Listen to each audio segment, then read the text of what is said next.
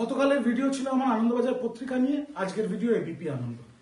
ABP আনন্দ কি ইচ্ছাকৃতভাবে সরকারের বিরোধিতা করছে? শাসক দলকে কালিমালিপ্ত করার জন্য বা বাংলার মুখ্যমন্ত্রী তথা তৃণমূল কংগ্রেসের দলনেত্রীকে কালিমালিপ্ত করার জন্য? আজকের ভিডিওটা আমার এই জন্য। এবিপি আনন্দ একটা বিরাট বড় চ্যানেল। আমি ছোটবেলার থেকে যখন থেকে খবর দেখা শুরু করেছি, আমিও জানতাম স্টার আনন্দ, আর এখনো আমার বাড়িতে যদি খবর চলে তাহলে সেটা এবিপি আনন্দ। কারণ এবিপি আনন্দ খবরের জগতে একটা বেঞ্চমার্ক, একটা স্ট্যান্ডার্ড। এরা তো ওই 2 পয়সার 4 পয়সার ওই চায়ের দোকানের চ্যানেল না, যারা চোখে চোখ রেখে মিথ্যে কথা বলে, দালালি করে কোনো রাজনৈতিক দলের না। এবিপি আনন্দের একটা ঐতিহ্য আছে। আর এবিপি আনন্দর যত সঞ্চালক আছে তার মধ্যে সুমন দা ব্যক্তিগত স্তরে আমার অত্যন্ত প্রিয় মানুষ। আমি সুমন দার ঘন্টাখানেক সঙ্গে সুমনে আমি নিজে তৃণমূলের মুখপাত্র অনেকবার গেছি, শো করেছি। আর আমারও মনে হয় যে বাংলায় যত সঞ্চালক আছেন তাদের অত্যন্ত সম্মান জানিয়ে আমি বলছি, আমার কাছে ব্যক্তিগত 1 নম্বর সঞ্চালক সাংবাদিক সুমন দে। কিন্তু গতকাল আমার খুব কষ্ট লাগলো যে আপনারা খবর করুন, আপনারা সঞ্জয় নামক সার্কাস রোজ চালান, কোনো অসুবিধা নেই, সেটা আপনাদের লাইন, আপনাদের চ্যানেল, আপনারা যা ভালো বুঝবেন করুন। কিন্তু সেখানে একটা সেগমেন্টে সুমন দা জাজমেন্টের কপি পড়তে গিয়ে PW49 পুলিশের অফিসার রূপালী মুখার্জি এবং সঞ্জয় রায়ের মোবাইল ফোন নিয়ে জাজমেন্টতে যা লেখা আছে সেটার প্রথম 2টো শব্দ আর পরের 2টো শব্দ মুকুব করে দিয়ে তিনি বলে দিলেন যে বিচারপতি জাজমেন্টে বা রায়তে লিখে দিয়েছেন বিস্ময়কর ব্যাপার, যেটা আমাদের মনেও প্রশ্ন উঠছে। না না, সেটা নয়। আর এই ব্যাপারটায় এই ভিডিওটা আমি জানতাম না, এটা আমার নজরে এসছে দেবাংশুর পোস্ট দেখে। আমার সহকর্মী, আমার সহযোদ্ধা, আমার ছোট ভাই দেবাংশু ভট্টাচার্য, আপনারা সবাই জানেন, ও সকালে পোস্ট করেছে, আমার নজরে এসছে। তারপরে আমারও মনে হলো এটা নিয়ে তো ভিডিও করা উচিত। এবার সুমনদা কি বলেছিল আপনারা দেখুন, তারপরে জাজমেন্ট কপিতে অ্যাকচুয়ালি কি লেখা আছে সেটাও দেখুন, তারপরে আসছে। বিস্তারিত ডিটেলসে যাচ্ছি না, কিন্তু তারপর তার সম্পর্কে তিনি সম্ভাবনার কথা লিখছেন তদন্তকারী অফিসার সম্পর্কে, that she had tempered the data of the mobile off the accused. আমি বলছি এই সম্ভাবনা, তার আলটেরিয়ার মোটিভ কি ছিল, এ তো বিস্ময়কর। মাননীয় বিচারক শুধু তার মনে সংশয় হয়েছে তা নয়, তিনি জাজমেন্টে জজ সাহেব সেটা লিখেছেন। ডিফেন্স লয়ারদের মনে, জজ সাহেবের মনে আজকে যে প্রশ্ন, এবং সেই প্রশ্ন এতটাই গভীর যে তার রায়তে তিনি তার উল্লেখ করেছেন। কবিতাদি, আপনার কাছে আমার প্রশ্ন থাকবে যে ডিফেন্স লয়ারদের মনে এই প্রশ্ন কি জাগেনি? তার কারণ হচ্ছে সত্য।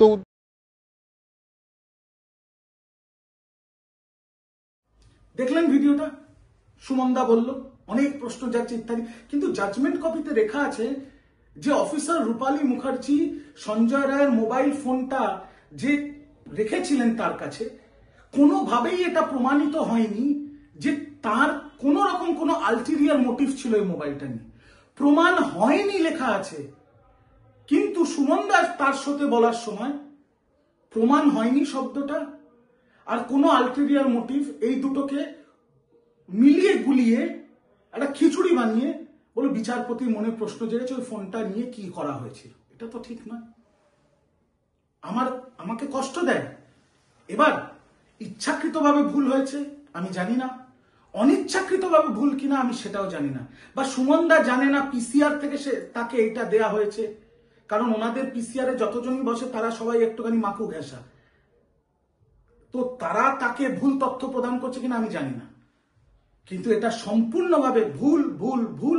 আর এত বড় চ্যানেল যখন ভুল তথ্য পরিবেশন করে মানুষের কাছে, মানুষকে বিভ্রান্ত করা হয়, সরকারের বিরুদ্ধে সুড়সুড়ি দেওয়া হয়, সেটা আমার মনে হয় ঠিক না।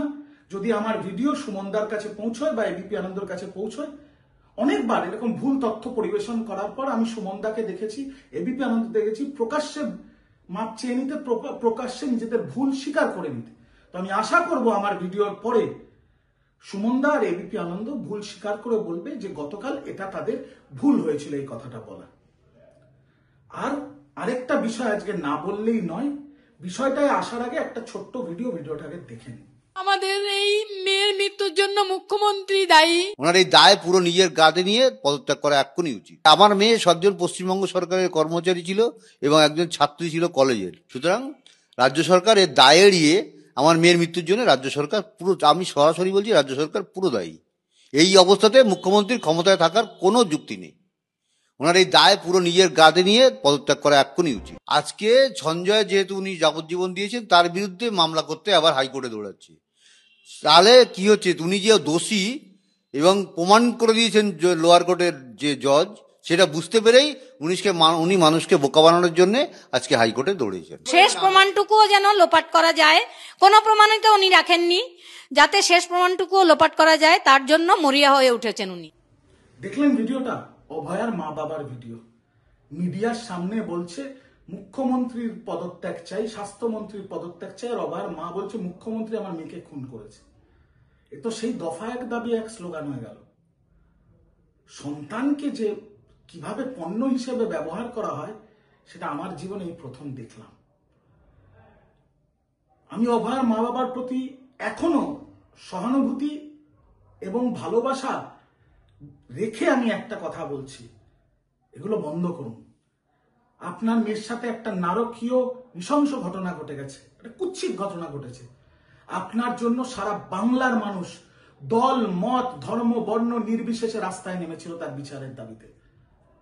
কিন্তু যত জল গড়িয়েছে তত আপনাদের কার্যকলাপের ওপর প্রশ্ন উঠছে। যে মাখুনি, যে বাম অতি বাম, যাদের কথায় আপনারা নাচছেন, আপনাদের পুতুল হিসেবে নাচাচ্ছে, সেই জুনিয়র ডাক্তারগুলো আপনাদের শিখণ্ডী করে আপনার মেয়ের লাশের ওপর দাঁড়িয়ে কোটি কোটি টাকা নিজেদের ব্যাংকে তুলে নিয়েছে।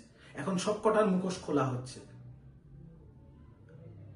আপনার বাড়িতে কি পরিবেশ ছিল আমরা জানি না, তাহলে সেগুলো তদন্তের মধ্যে আনতে হবে। যে কেন আপনার মেয়ে আপনাদের থেকে এত দূরে থাকতো, এত লম্বা লম্বা ডিউটি নিত। আর আপনি একটা খুব সাধারণ ঘরের মানুষ, সেলাইয়ের কাজ করেন, আপনার সেলাইয়ের তো কোনো ছবি দেখছি না, কোনো চোখে জল দেখছি না। 10 লাখ টাকা সরকারের ফিরিয়ে দিলেন, কোর্টে 17 লাখ টাকা ফিরিয়ে দিলেন, ডাল ভাতটা চলছে কি করে? তাহলে সেগুলোও কি এবার তদন্ত করতে হবে? তাই দয়া করে আজকে হাত জোর করে বলছি, নিজের সন্তানকে পণ্য হিসেবে ব্যবহার করাটা বন্ধ করুন। বিচার চান, বিচারের দাবিতে আমরা আপনার সাথে সহমত। আমার আপনাদের ওপর সন্দেহ সেই দিনই হয়েছিল যেদিন সঞ্জয় রায় যে প্রমাণিত যে আপনার মেয়েকে, আপনার ফুটফুটে ফুলের মতো মেয়েকে কামড়ে খিঁচে ধর্ষণ করে গলা টিপে খুন করার পর যখন ওর যাবজ্জীবন হয়েছিল, আপনি বলেছিলেন ঠিক সিদ্ধান্ত, ফাঁসি দেওয়াটা ঠিক হতো না। যখন আপনার সন্তানের ধর্ষক এবং খুনির প্রতি আপনাদের সহানুভূতি দেখেছিলাম, তখনই আমার মনে হয়েছিল কিছু একটা গড়বড় আছে। আর আজকে আপনাদের এই বক্তব্যতে পরিষ্কার যে আগামী 2026-এ আপনারা একটা জার্সি পিঠে পড়তে চলেছেন, হয় একজন বা দুজনই, সেটা লাল না গেরুয়া শুধু সময়ের অপেক্ষা। কিন্তু এই কথাগুলো আপনার সরকারের বিরুদ্ধে চক্রান্তকারী ষড়যন্ত্রকারী বাংলা দ্রোহীদের কথার পুতুল হয়ে না নেচে নিজেদের ব্রেনটা ইউজ করুন। আপনাদের শিখণ্ডী করে এই কিছু জুনিয়র ডাক্তার ছোট্টা চিটিংবাজ নিজেদের ফায়দা তুলছে, বাম অতি বাম নিজেদের রাজনীতি করছে। এটা একটু বুঝুন আর দয়া করে এই ভাট বকাগুলো বন্ধ করুন মিডিয়ার সামনে। মানুষের সহানুভূতি আপনাদের থেকে দূরে সরে যাচ্ছে। এইটুকুই আজকে বলার ছিল। ভালো থাকবেন, সুস্থ থাকবেন, একটু চ্যানেলটা সাবস্ক্রাইব করে দেবেন, যতটা পারবেন শেয়ার করে দেবেন, আশীর্বাদ করবেন। দেশনেত্রী মমতা বন্দ্যোপাধ্যায় জিন্দাবাদ, ছাত্র যুব নয়নের মনে আমার লিডার অভিষেক বন্দ্যোপাধ্যায় জিন্দাবাদ, তৃণমূল কংগ্রেস জিন্দাবাদ। জয় হিন্দ, জয় বাংলা।